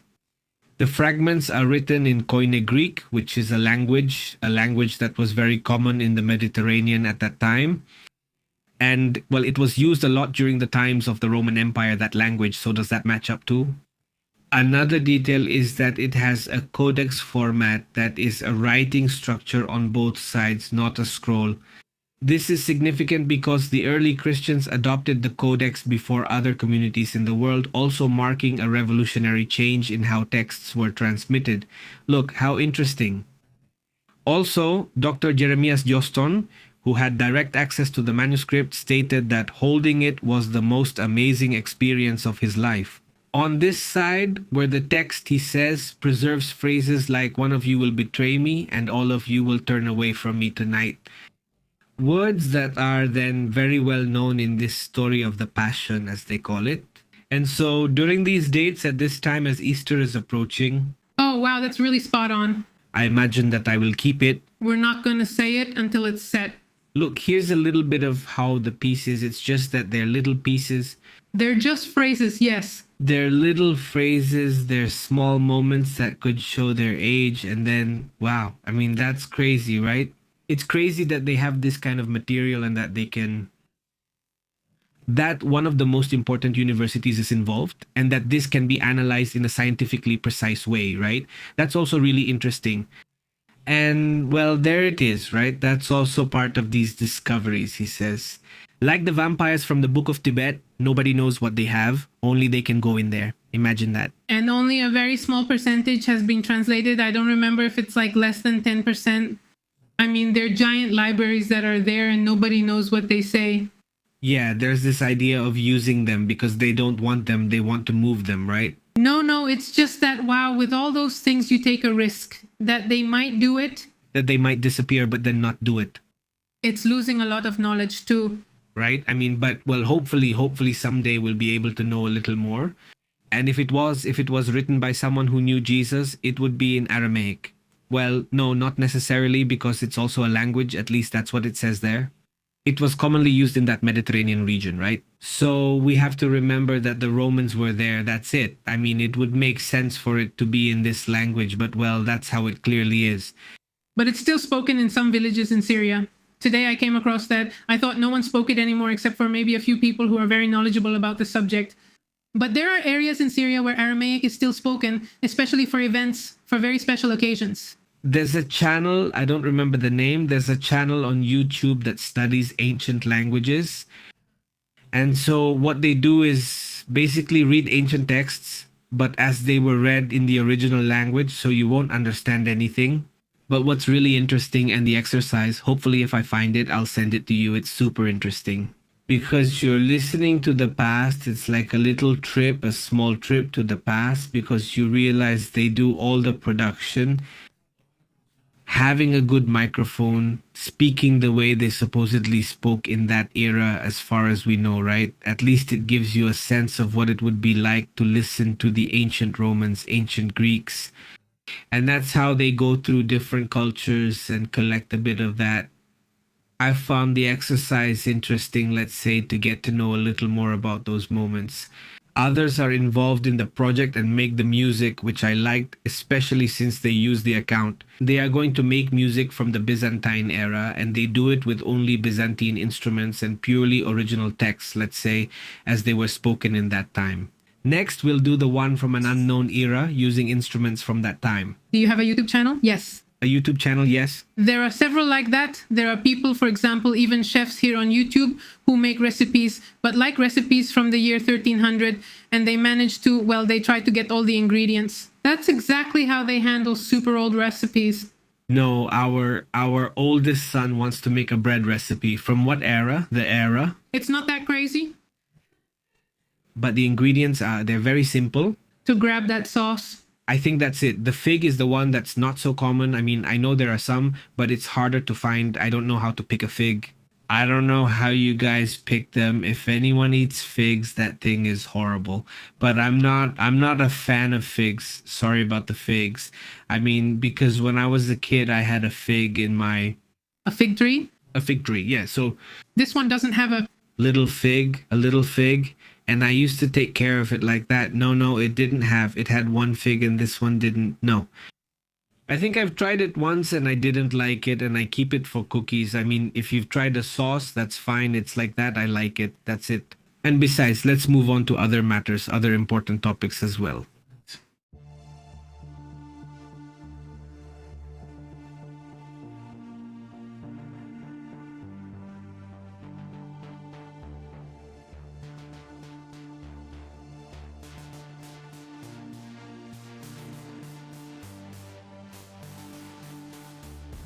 Notice that there's a detail. At least he says something about Iran. No, it's not much either, but the State of the Union address is already over. There are several very interesting points, others that are controversial, and from what I'm seeing, Iran is also mentioned. I think so, thank you. Maybe the first thing would be the strike before giving notice. I mean, it would be very strange to me if they said, "We're going there, let's go." I think they're gonna try to somewhat surprise, although if you're surrounded like that, I don't think there's much surprise either. What happened? What has been declared in the State of the Union? Obviously, they talked about economic achievements and they talked about border security. We were already listening to it before it began. He said that not a single immigrant has crossed the border since he's been in office, but let's not exaggerate either. Anyway, what did he say? What's good about the topics I've talked about? Well, one topic that caught attention, well, several media outlets have already come out to say that this is impossible. He claims that income taxes will be eliminated, which is the tax you pay on the earnings you made after your work expenses. Many have already denied this, saying it's not possible. Well, but he said that The judge also, among the topics he talks about, well, this is the widow of Charlie Kirk, and there is also a topic that has drawn attention. She has made a request. That's how it got attention, since Democrats and Republicans split. She has requested that a vote be held so that those who work in the government, congressmen, senators, and so on, cannot obtain or hold stocks. It's going to be called the Pelosi Law, so that they can't benefit financially from moves they know are going to be made. he announced. Yes. That sounds very good to me. Then if Trump does something right here, well, I'm going to say it. I mean, no, why not? No. Likewise, whether it's someone I don't like or someone I do, if they do something right, well, you have to say it. And that's a good point, right? How is it possible that Democratic and Republican politicians are making huge profits? But I mean, it should apply to their relatives too, right? And that's where we'd run into a problem, because clearly there have been people close to Trump who are making huge profits. I say this because there's evidence. I mean, every time there's a movement, let's say military or whatever, the stocks are going to drop. Coincidentally, a day before, a group makes the sales and you wonder, who are they? Who are those people? But clearly that's related to someone in the government. maybe close to Trump or someone near him, right? The government, but not this one that's passing this law, well, it's going to prevent at least politicians like Pelosi and many others So many. who had tremendous profits. I mean, let's sell the shares of a company that I know is going to drop because you work in the government, right? It's not okay to use privileged information for personal profit. So it's a law that, well, and they said they applauded that. Well, yes. They stopped to applaud. Obviously, we have to remember that the judges are there. They're always in the first two rows. He spoke very badly about the fact that their tariffs have been removed, that tariffs are necessary, that what will make America the best in the universe. You know that other countries are cheating them. The usual, right? The usual. He also talked about a super ultra controversial topic, which is a third term. He said, A third term? yes, it should be my third term. It should be, no, but well, that's it. I mean, among the challenges, it challenges. The Supreme Court assured that its tariffs will remain in effect despite the ruling against them, and right now the tariffs are illegal. That's what the Supreme Court says. There's no other way. And that's the end of the story. Another thing too, well, the issue of, well, this Iran thing, which he mentioned briefly, well, something, he did say something about the topic. Exactly. Well, he assured that he will not allow them to have nuclear weapons, a topic that was expected to be discussed more. We told you at the beginning that there was a previous meeting where Marco Rubio and everyone else who received this report on the situation with Iran attended. They came out looking shocked, asking Trump to justify more why this action had to be taken so that the American people would understand. And well, it's really caught people's attention that he spoke almost not at all, basically just a paragraph out of the hour and a half he was talking when it's such an important topic, right? Of course. And well, that too, I mean, many times not saying anything also says a lot. Of course, because he also talked about that typical phrase he uses, that peace through strength isn't exactly it. And well, that's used or done in negotiation or not. The day after tomorrow will come. I imagine that's why too. I doubted he would officially declare war there because in the end, well, in 2 days they'll see each other face to face. In 2 days they'll meet. Now, the end of the program is also being declared. Did you already talk about that? Yes. Well, ever since the previous speech, I was against this. And supposedly it was going to be removed, but well, it has been gradually removed. He says it reached the market with 53 records. The elections, obviously, well, that's a topic that has come up with Biden. It's come up with Trump, with records in the markets. The markets are they're already tired of politicians and they just keep going up and doing their thing. They keep going, especially the S&P 500. It's been doing well, though. He doesn't mention how the Nasdaq has performed recently. It had a huge drop, but even so, on an annual average, it's doing well. I mean, it's just that if it has a drop, what they call let's say, an adjustment or a correction, as some people say. I mean, as far as I know, it's around 13%, which is a lot, but annually, it's not that much either. Now, there are problems. I don't know if that's part of the bubble, especially the one from the CIA. Was the women's team there too or not? The men's team? Or was it the men's team? For hockey, they also said the women's hockey team was going to go, but in the end, they didn't. Or what happened? No, they canceled since yesterday. They said they weren't going to go. I don't know exactly why, but well, he says they'll find out soon. The hockey topic obviously caught a lot of attention for those who aren't very familiar with it. He won in hockey at the United States Olympics. They hadn't won in 40 years, so this obviously made people very excited. Although a few months ago, according to the channels that are on the right, hockey was the worst sport in the world. But well, right now, the perspective has changed. Now that they won, they liked it. He also highlighted the issue of falling inflation and said that gasoline is cheaper. Also, it eliminates the tax on tips and overtime. With certain limits, because otherwise, well, that could become a problem. Well, about the oil, what did he say? The oil? Well, he assured that the United States is going to receive 80 million barrels after the fall of Nicolas Maduro and the arrangements they've been making with Del Ciro. I mean, they're going to receive it from Venezuela. From Venezuela. Yes, okay. 80 million barrels straight up. Yes, a lot. I don't know how real that is, but well, 80 million. Well, That's also what the Secretary of Veterans Affairs, Doug Collins, says. He confirmed that he would once again be the designated survivor. That was him. He was the one who was designated. What happens is that during the State of the Union address, the president is there, the vice president, the secretary of state, the judges, the entire Congress. If something were to happen at that event, they would be left without a government, without a president. I mean, it would be terrible. So what they do is they appoint someone who is the designated survivor.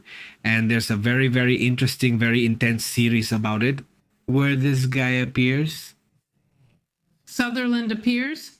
No, Sutherland, exactly. Sale Sutherland from 24 Hours. Do you remember that famous series too?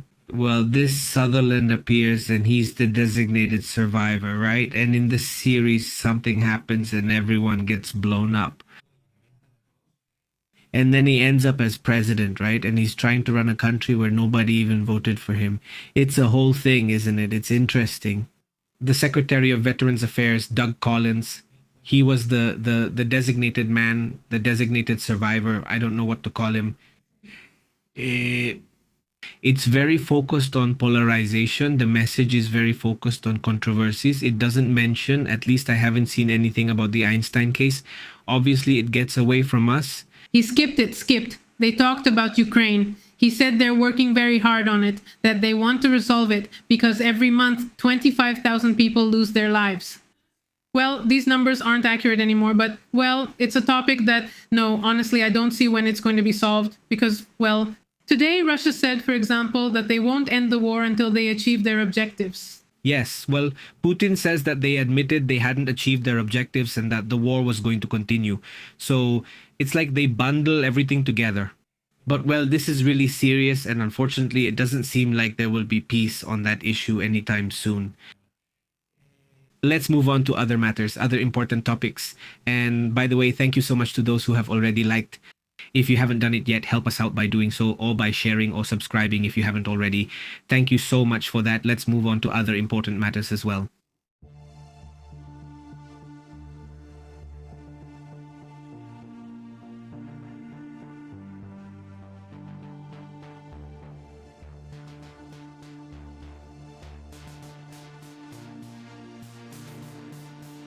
Check this out. There's a discovery, a report that shows, speaking of ancient things right now, they show these images. This thing we're looking at is beautiful. Basically, they're the Pokemon of ancient times. No, I mean this one. Actually, there have been a lot of very interesting archaeological discoveries shown lately. There are a series of tools that allow us to see mass accurately. How old are they then? They have discovered a series of symbols in Germany from approximately 40,000 years ago. These could be the oldest symbolic system in the world. That's why it's so impressive. This is just to give us, friends who are interested in everything about antiquity, an idea. This could be as ancient as Sumeria. Just imagine what we're talking about here. I mean, it's tremendous. This archaeological discovery in Germany is shaking up the official chronology of the origin of writing and complex symbolic communication. Researchers have analyzed it. It's not just this little piece. There are about 3,000 engravings and 260 prehistoric objects dated between, look at this, between 34,000 and 43,000 years old.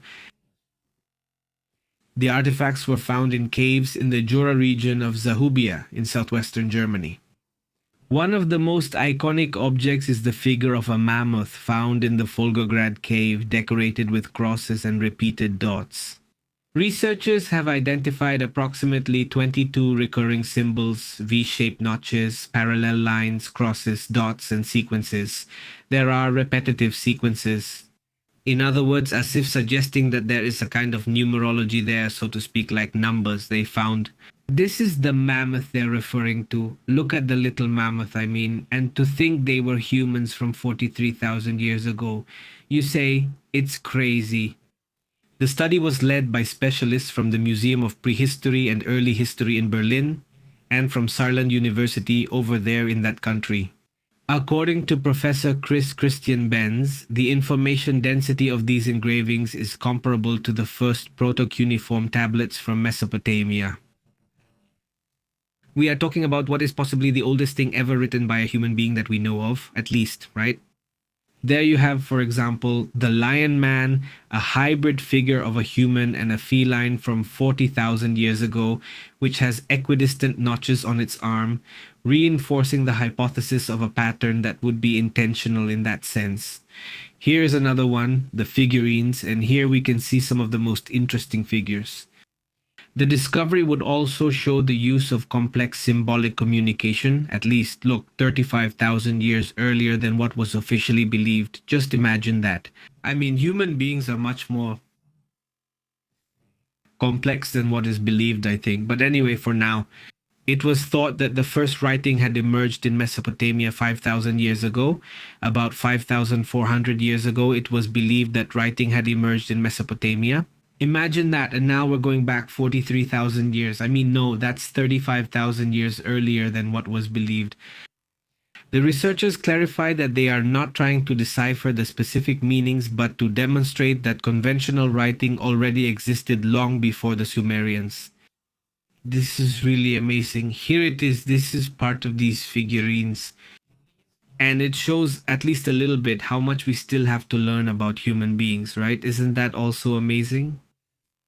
What else do we have? For example, we have a very interesting note about, have you noticed, for example, the Chinese, whenever we see them, they're always smoking. They smoke a lot, a tremendous amount, and other cultures on the island also smoke a lot.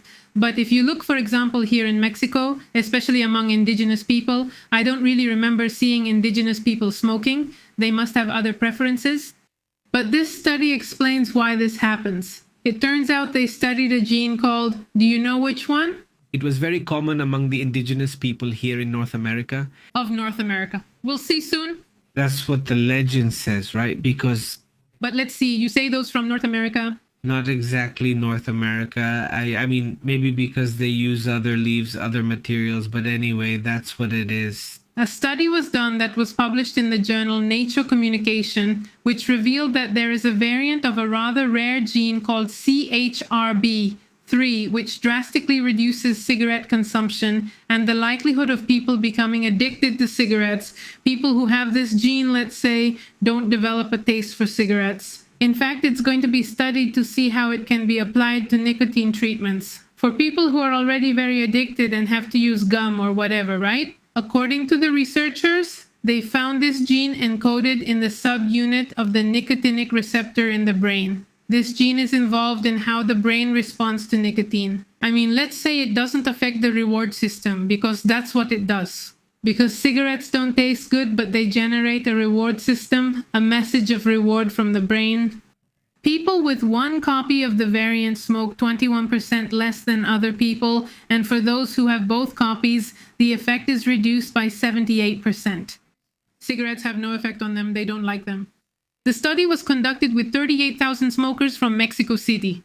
And the variant I just mentioned appears exclusively in people with Mexican indigenous ancestry, and this research was published in the journal Nature Communications. As I mentioned at the beginning, the variant doesn't prevent someone from trying tobacco, but it does reduce the likelihood that they'll like it, that they'll start smoking every day. Currently, there are 7 medications to help people quit smoking, but many of them are not effective in helping people quit, like nicotine gum and so on.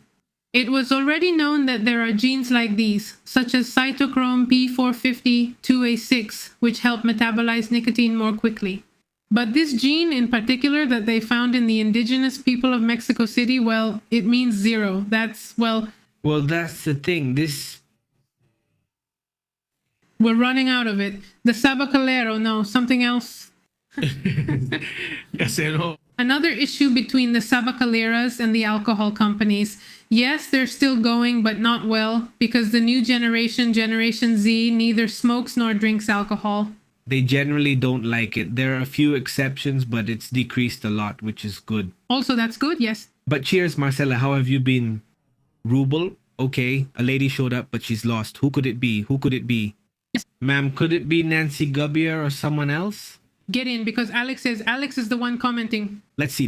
What could it be? That's all, he says. Santa Isabel appeared, the kidnapped lady, and Colombia. thank you for the good pounds. Very good. Hey, well, that's great, Ale. I don't know the case, but it's good that she turned up. Okay, right? Should we send you? A big greeting, he tells me. Well, the famous one, that one. Oh, yes, the Voynich manuscript is amazing. Greetings, Manuel. How have you been? A big hello. Let's go to the comments.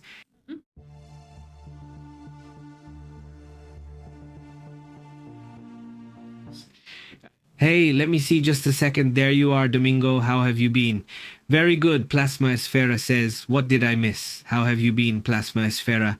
A big greeting. Greetings. Thank you very much for joining us, Domingo Lagunes. How are you? How have you been? Benedicto, a big greeting to you too. How are you? Domingo says, more respect for the Sumerians, he says. Greetings, how have you been? Very good.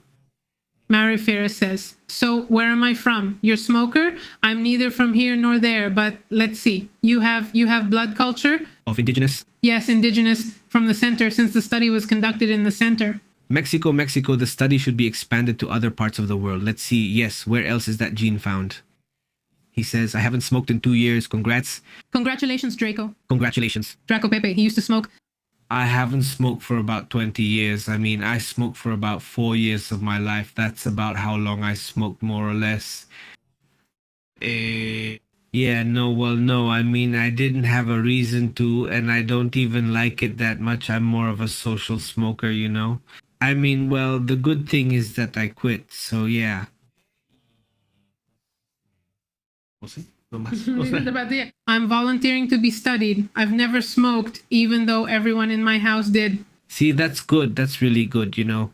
For example, in everyone's family, I mean, the whole family did it. I think only my dad and an uncle, one of my uncles, an uncle. What do you mean he's not a brother? He's not dad's brother. He's an uncle by marriage. I mean, he was married to my aunt, mom's sister. From then on, I don't remember anyone else who smoked. I mean, no, not even my cousins or my parents.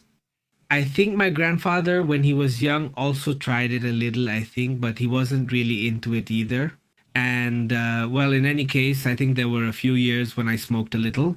But no, I didn't really enjoy it much, so I quit at some point, and that was it. No, it's already been 20 minutes, look. Francisco Arce has been here 20 minutes and feels fine now. That's it, he can breathe now. Cheers, Francisco, yes. Yes. My dad used to tell me that every time I craved a cigarette, I should eat an egg. Since I craved them a lot, it was a lot of eggs to quit. Greetings. Greetings to Pixel, who says, if I still remember, I still wonder what on earth people were thinking when they voted for Boric. Pixel, greetings. Pixel. Hello, greetings to Domingo Lagones. How are you, Domingo? What's up, Domingo? Greetings, cheers, he says. Thank you very much. Greetings to Draco, Pixel, and the whole community. Greetings to Myra Moreno. How are you, Myra? What's up, Myra? To Emma Andrade and also to Azu. And yes, according to that series, which one? The one about designated survivor? One is from the cabinet and another from Congress. Yeah, right? Yeah. I recall they were locked in with a woman and possibly another person. Yeah. Dude Continuo says, I think the thing with Iran is just a distraction to take Greenland. I don't think so, Dude. Yeah, I mean, Greenland is a whole different story. Yeah, I think it's difficult, but well, there it is. You said it. It's on record now. Yeah, if it happens, we'll come back to this. Regards. It's regards, dude. Beatriz Alvarez says, it's possible that with that amount of oil from Venezuela, yes, it's possible with that amount of oil from Venezuela. Okay, they produce 3.5 million barrels per day there, according to Chavez. Well, according to Chavez, no. But at that time and also now, I'm going to have to check how much I'm at right now. I'm going to check how much I'm at right now. The production team. Greetings to Draco. We've already greeted Miriam, who says it's amazing. Miriam says, greetings to Brezeka. She's here too. Let's scroll down. Dominguez says, that's a joke. I'm not joking. I don't smoke this Sunday in Laguna. You don't smoke? I've been smoking for 15 years and it hasn't become a habit for me. That's a joke, right? But you don't smoke? All right. The industry. Oil industry. Right now is not in good condition. The production level is about 1 million barrels per day. Okay, yes, we said how many billions of barrels? 80 million? Well, that's easy. 80 days. Huh? 80 million barrels. It says they make 1 million barrels. It says 80 million. In 80 days. In 80 days, yes, of course. He didn't mention how long, just that they'd give him 80 million. So they plan to give him 80 million barrels, which equals 80 days of their yearly production. Yes, that's possible. You're right. So in a year, that would be about 350 million barrels, given how the industry is right now. Obviously, it's expected to improve, right? Hopefully, yes, things will get better. Greetings from Javier Molina. He says, I just got here, and did they drop an atomic bomb or something? No, Javier, they dropped atomic bombs, but I mean atomic words, not bombs, words. Radioactive words. Toxic. Greetings to Manuel Munoz, also to Lorenzo Tarquino Morales, and also to Danny Villar. He says, I quit with the vape. I still don't use the vape, but I need it less and less. 34 years old is go. Look, Danny, you're doing pretty well. No, well, you're getting there, quitting little by little. I'm more of a decisive person, more like, that's it, done. Yeah, one day they told me I'm not coming back, and that's it. No more, says Aleph. 25 years ago, Venezuela produced 3,200? Million 200. Oh, sorry, 3,200,000 barrels of oil. Chavez came, and it dropped to 400,000 barrels a day, destroying everything. Yes, cheers. That was daily, 3 million loose says. Why? Why did they make him think he was Christian? But no, with everything that's being discovered, people are opening their eyes. Ah, yes, Trump, the classic wolf in sheep's clothing, except he's never tried to hide it. No, yes. Yes. Of course. I mean, he used to invite you a lot to Christian groups. He would have us all together like that. Now, I mean, yes, there are tons of pictures. I mean, did he use this Christian thing a lot? When it's known that he never cared about any of that. He was always about partying and all that. You know who he used to hang out with? I mean, if he hung out with Einstein, who was one of his buddies, one of his best friends, well, obviously, he was into other things. He was involved in other things, but not religious matters. No, that wasn't something he cared about. He just used it, well, for political reasons. Now it's illegal, here in Mexico, yeah. Tapatia says, my dad had tongue cancer, he had surgery, and he was never able to quit smoking. He died of a stroke 2 months later, 2 months after the surgery. Yeah, he was 63 years old, he was very young. Young, yeah, my dad too, but cancer, but in the lungs, right? Yeah, dad had been smoking since he was 14. I mean, yeah, he started smoking when he was really young. I mean, yeah, he was... Says Francisco, the United States produces 13 million barrels a day. What Venezuela is going to give them is basically a week's worth of production. And says Beatriz Alvarez, the regime would declare less oil production, and they would keep the difference. Of course, a big chunk there. Like the ship they tried to blow up. Wasn't it this Terex? No, this Terex, yes, exactly. Greetings, how have you been, Olga? Very good. Hello, Cecilia. Francisco Arce says United States. We already talked about it, he says. Very good info there, Francisco. Greetings. Aleph says, Trump spoke very clearly today in his speech about Iran. He says he wants to resolve it through an agreement. But if Iran doesn't say the magic words, we don't have an atomic bomb, things are going to happen, bad things are going to happen. Yes, exactly. I mean, it's practically the same thing he's been saying for the last 2 or 3 weeks. I mean, the point is they clarify if they'll continue the nuclear program. And what they've said is no, they just keep postponing, and they don't want to clearly say that they don't have one. I mean, that it's not a nuclear program for weapons purposes, because declaring it, if this wasn't, I mean, if they didn't have a real interest in that, it would be very easy. I mean, come visit me, see my facilities, and you'll see that I don't have any nuclear program. But they don't do it, no, and that would open up huge business deals for them with oil and other topics. Really, that's it. No, I mean, no, the nuclear program is evolving, it's advancing, and honestly, they're just buying time. No, I heard somewhere that it was Grocio who said they needed 1 more week to have the enrichment to the percentage needed for an atomic weapon. I mean, right now they have it at 60% as far as we know, but that's not it. Since June, those 440 kilos of uranium enriched to 60%. Their whereabouts are unknown. It's unknown if they increase their enrichment to 90%, which is about what's needed for an atomic weapon. I mean, no, that's not clear, right?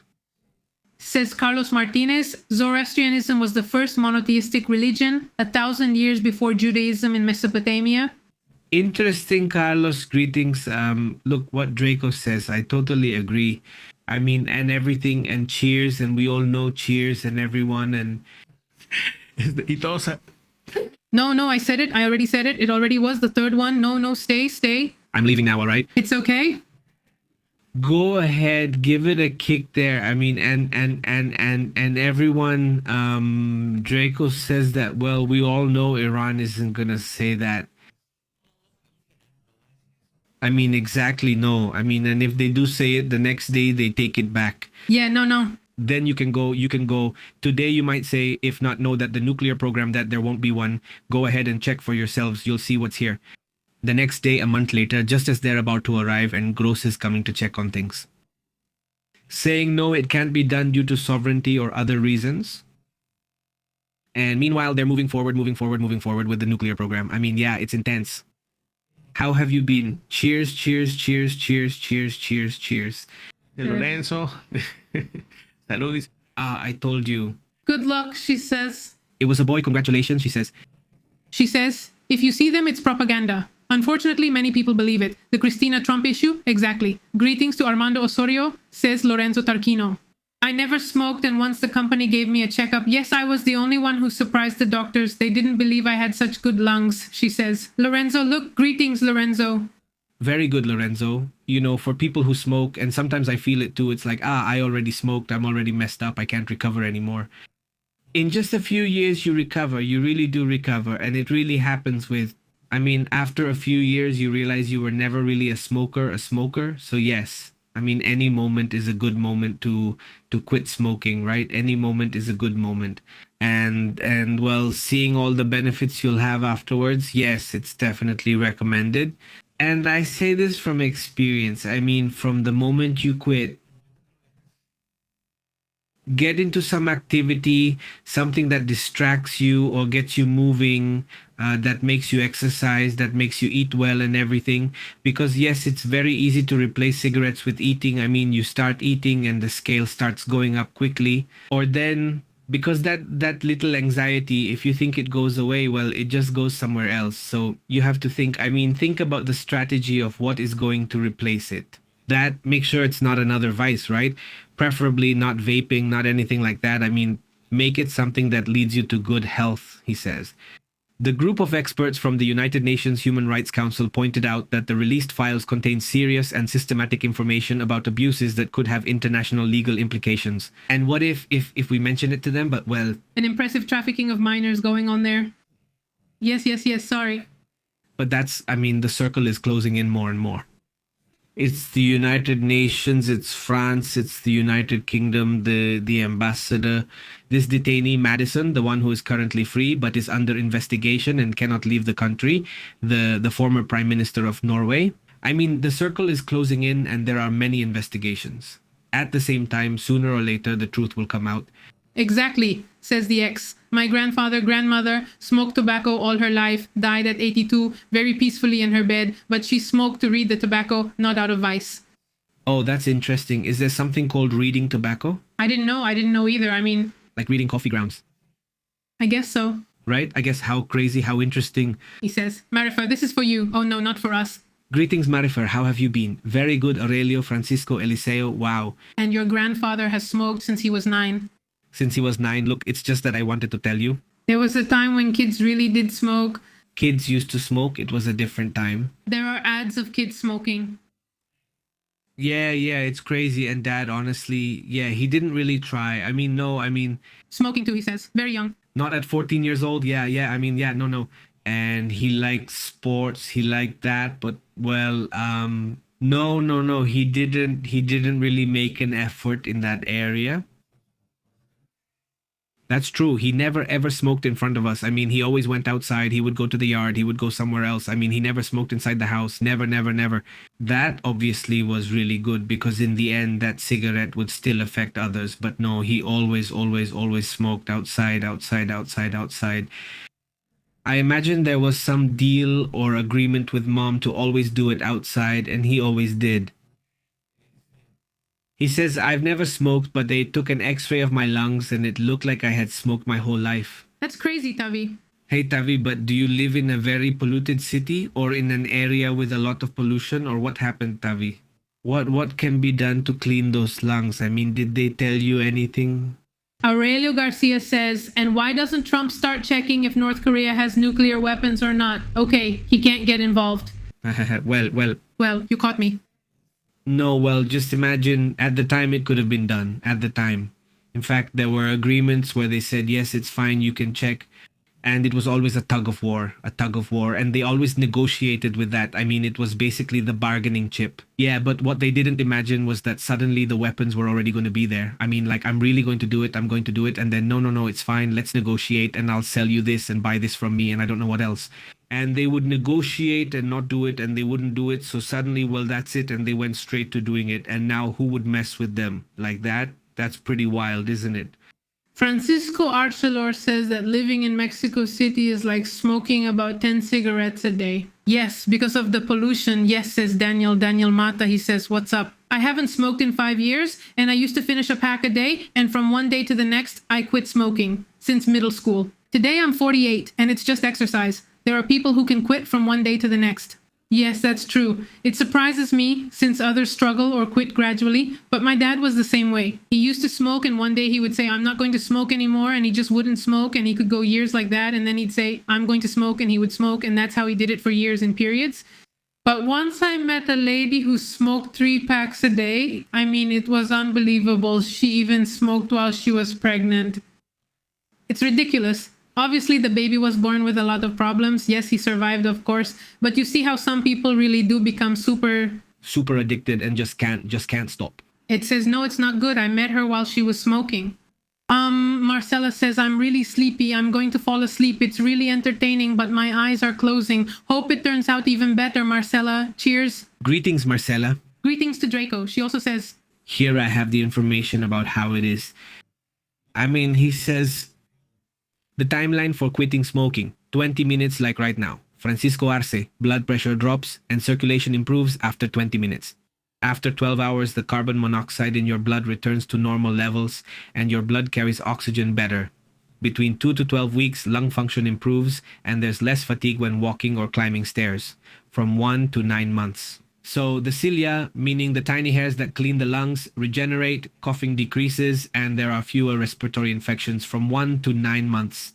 That means it also depends on each person, right? And it also depends on how much they used to smoke, not just 1 year. The risk of coronary diseases is reduced by half in a year, from 5 to 10 years.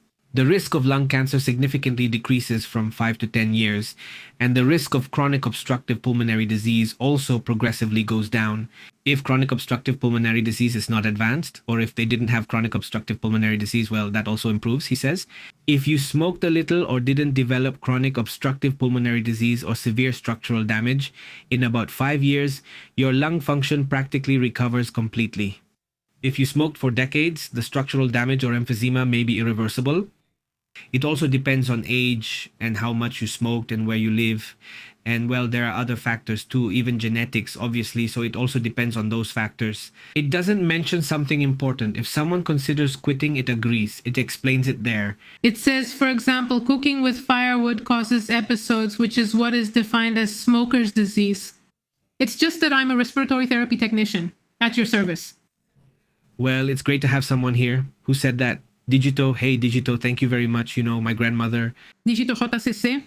My grandmother had something there. I don't remember what it was. If it was something like that, she had it. And apparently it was because when she was very young, she had to cook with firewood, which was very common, right? So, well, I mean, everything in certain towns. So she had that issue, right? And I mean, I've talked about it with some people who work grilling meat. I mean, that's their job. And some of them are very responsible and have special masks to avoid this. Of course, because if you're constantly in contact with charcoal, that's also a problem.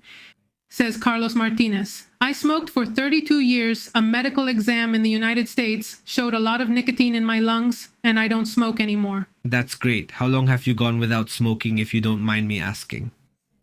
It seems crazy. 3 packs. Yes, the lady used to say she didn't care. She was pregnant, but she kept smoking. I mean, she was really, really addicted. Addicted very much so. Yes. Greetings to Marifer and Philo leaves us, says Danila. It was very hard for me at the beginning. Even with the withdrawal, it was horrible. But after days and weeks, I got through it. Very good, very good. Keep getting better. Greetings, says Manuel. Well, if you know that cigarettes are harmful, why don't they ban them? All businesses? Yes, you would have to imagine, because then you would have to go after sodas after that too. Or it would be a very complicated issue, but yes, good point. Este, Imagine that. Suddenly a country decides everything is fine. I guess that's the case. Unfortunately, a black market would be created. There would be mafias, like what happened with alcohol. I mean, mafias would start selling it because, in the end, if there's someone who wants to consume it, there will be someone who wants to sell it. And even if you, I mean, that's the thing. Exactly. There are countries, I don't know if it's Australia, New Zealand, some country that has a law against cigarettes. They ban it, but they ban it starting from a certain age. For example, those born in 2013 can't smoke until they're, let's say, 20 years old, and then they keep raising it. So, is there going to be a point where no one smokes or no one has become addicted? Exactly, too. They say we were born to die. We shouldn't worry so much, says Alep. Cheers, Alep. He says that I do. Well, I don't feel that much worry, but I think it's more like the Living with quality. It's about the life you want, right? You want to get there, not just try, because you never know. I mean, but at least you try to get there as lucid and as, like Tapatia's mom says, my mom says too, and she died at 96, totally lucid, and she just passed away in her sleep. I mean, amazing. Tapatia, I send you a big greeting.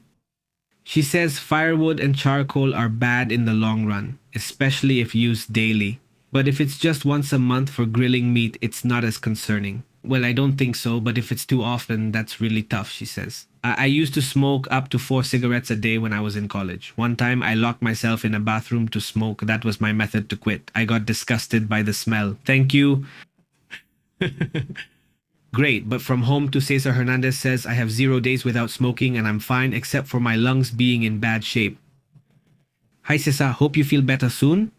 Very good, he says. They keep raising them and they're still abundant. Or yeah, I know, right? I mean, besides, they're super expensive. More and more. He says that when he sends greetings to everyone, my husband smokes 3 packs a day. Wow, he can't quit. Yes. Hello, would you like some? How have you been? All good? And he says, Digito, besides smoking is psychological. Psychologically, it's a sign of anxiety. You need to go to therapy. Yes, because it's not just that it's like people who are obese. No, it's not just about a diet. There are places where they call it therapy. What do they call it? Holistic or holistic? I mean, they're different. It's approached from different angles. They go to a psychologist. They go to a nutritionist. They go to someone who helps them with anxiety. They go to someone who gets them to exercise. It depends on the person's needs. Since not everyone can just start from nothing, it needs to be more complete. Says Mara for me. Pepe, I knew some people who went through a phase of cooking with firewood and charcoal and they never smoked. Yeah, of course. Greetings, Marifer. Greetings, Carlos. That's who you are. Cigarettes are horrible. I say this as someone addicted. It's very hard to quit.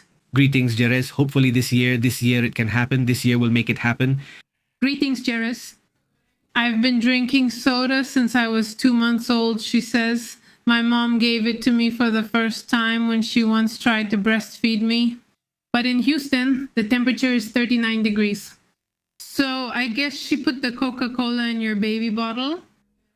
Yes, well, Pepe, the generations from the 80s, 90s, and before, we survived some things that nowadays we wouldn't even think of doing with kids. Yeah, people don't do that now, or is it just rare? Leaving young children home alone is a basic example. Well, it used to be more common before. Like it was totally normal. Normal, like they have 7 and just stay there. Yeah. She says, she proceeded to give me Coca-Cola, and to this day, nothing has ever happened to me. Fortunately, I drink it every day or any other soda. But don't you drink too much? Or yes, for example, this Warren Buffett. Yes, Warren Buffett. All his life, every day, he drinks, but nothing else. His little can of Coca-Cola, he never gives it up for anything. He's 90-something years old, right? As far as I know, he's already, nothing. He's in his 90s as far as I know, but just one, right? I mean, that's the classic, right? Like he smoked, and he's 90 something, he's healthy. Well, yeah, but when it comes to smoking like one or two cigarettes, there are people who are like that, you know? They have their vice, but it's very extremely controlled, right? He also says this guy smokes too much, 7 cigarettes with coffee, that's a bomb. The judge says, "How are you, Grandpa Dieguito? There are some who are going to get hypnotized." Oh, here it says, "Yes, it was Villa, Grandpa." He says, he also says, "Diego, it was better. We survived the best little breath, and that little cold, huh?" I mean, and the bad thing is, since it tasted sweet, who? How many? Didn't it happen to you guys that you just got in because it was sweet? A liter a day, Juan Conejo, a liter. I mean, I remember some friends that in their family, each one made a liter, like that, a liter. Hey, the only bad thing was that, except for the mom who was a bit overweight, everyone else was really skinny. And he was the fastest in the whole school. I mean, Was it because of the Coke? no, not because of the Coke. It's just that at home he was, really something at home. Literally, he was a ritual, a small stream nearby, and all the neighbors would gather at his house to play all day. They were running around all day, but I got to go to his house several times, and it was a lot of fun to be there. But yeah, they really went hard on the Coca-Cola, everything else. They ate really well, like rice, chicken, vegetables. I mean, everything except that. That was the only issue there. Funny, they say, guys, everything in excess is bad. Well, yeah, everything in excess is bad. As always, let's go, guys. Remember that we're on WhatsApp, we're on Telegram, and we send you notifications about our friends, but we're also on Facebook and Instagram. We're 4 minutes short of 2 hours. No, we have 4 minutes left. I mean, I just can't believe we've been here for 2 hours. What time is it? it's just that we started early. We started 2 hours ago. I can't believe it. We're going to stay for 4 more minutes. There's a Spanish lady who is supposedly a witch. I've seen her lectures here on YouTube, and she says she didn't drink water, only Coca-Cola. Some people only drink water in these situations. Yeah, that's crazy. Huacanejo. It says his normal weight, 3 kilos, athletic, Huacanejo. I imagine you eat well, right? I mean, it's not just cakes. No, well, we have to check you out, Huacanejo. Greetings, Huacanejo. Benedict says, for me, cigarettes, not at all, says Benedict. He says more and more, good evening, how are you? Greetings. Marilena, how are you? If we repeat everything at once, We're getting there, we're getting there. let's start from scratch. Greetings, Jerez says. Thank you very much, Christy. Thank you, very good. She says another time because I just arrived. Yes, Ah, that's what she says. She says, and we drink water directly. directly. Weren't you playing outside? And at the neighbors, they didn't turn on the tap. I remember, Chavio, that you were walking and you got thirsty. And you saw the tap of some random house, any house, whatever. Yes, a house. You turned on the tap. And you saw, The person, well, you would say, hey, can I drink some water? Yes, that's it. Yes, you turn on the tap, drink, and then turn it off and keep going. No, well, she's someone who was there with the hose like this, spraying water, and you say, hey, can I drink some water? Yes, and she'll let you in. I mean, that's just what's normal. I mean, well, at least, right? You know what I mean? yeah, no, that's the junk food they gave us. I mean, how was it possible that at home they gave us vegetables? But the classic tang, Tang, Kool-Aid for everything at home, Santos crackers, yes. but a cracker, well, it's just flour, but if it goes with a We always eat it with a bit of tuna. ketchup, But with Tang, the gelatin, tang, the gelatin. Yeah, I remember I went to a party at a friend's house. Her name is Rocio. And at her house, the party food was always really healthy. Always. And everyone was like that. Like, that's weird, right? And the lemonade without sugar, like that, but without sugar. And there wasn't any of this stuff. It was just water with lemon, right? Yeah, it was kind of weird. Now, well, it's something more common, right? That there are parties now and then with healthier food, more. Not like that, but I do think it's cool that they've made progress there. Yeah. Cheers, Marilena. greetings, says Draco. Oh, the water tastes delicious like that. Really fresh. I like it. I still drink it like that sometimes. Yeah, when the girls are around, I love it, says Francisco Alche. Did you notice Generation Z drinks less alcohol? Yeah, they don't like alcohol. It's just not their thing. And they don't like smoking either. Going to clubs or bars or places to hang out isn't really their thing either. In fact, right now in the United States, date spots that are coffee places are trendy. Coffee is the big thing. It's booming. They're really into coffee. They're really into coffee and matcha. The older guys from that generation Yeah. and your friends, alone, and I say, no, no, they have a beer. They go, no, no, I don't remember anyone. First beer, how old were you? Not me, special language stick. My First, I had my first beer and I didn't like it much. I've never been much of a drinker, but I had my first beer when I was 15. I mean, I remember they brought a six pack like hidden or something, and there were six of us, so each of us got a beer, and that was my first beer, and I told them I had a beer. It wasn't like I got scolded or anything. I mean, of course, they just told me to be careful, that's it, but nothing else happened. But now it's like, I mean, like when you're 15, I mean, now it would be like, I mean, actually, the person who went probably just bought it. And yeah, there it is. I don't even think they were told, like, hey, you have to be older. Nowadays, they're more careful about all those things. it says, hey, hey. Someone says, hi, friends. I'm finally going to India on March 23rd. Who says that? Hey, hey, someone. Hey, has someone, wow, tell us about it. It's been a while since we've seen you here. Hey, but that's really cool. Well, hopefully someday you can tell us what the experience is going to be like. How did you come up with the idea to go to India? How much? Well, I don't have many interview questions to ask you, and if you let me, it says, and it was a good trip, by the way. Guys, I think food used to be less processed, especially back in the 80s and 90s. I mean, the food. Like cereals are really good, but they're still super processed. Yeah, well, cereals, yes, but maybe there were other things that maybe weren't. I mean, maybe, well, the issue of tomato, onion, I mean, all the usual stuff, maybe it was a little bit.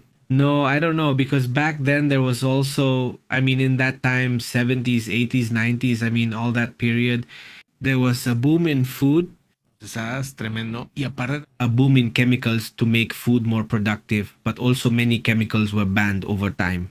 I mean, a lot of chemicals that tocó consumir, pues, those who are in their 30s, 40s, 50s, well, they had to consume all that stuff. I mean, we had to.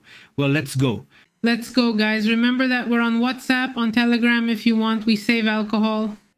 Wow, even more reason I'd like to interview you when you come back if you'd like, so you can tell us about it one day.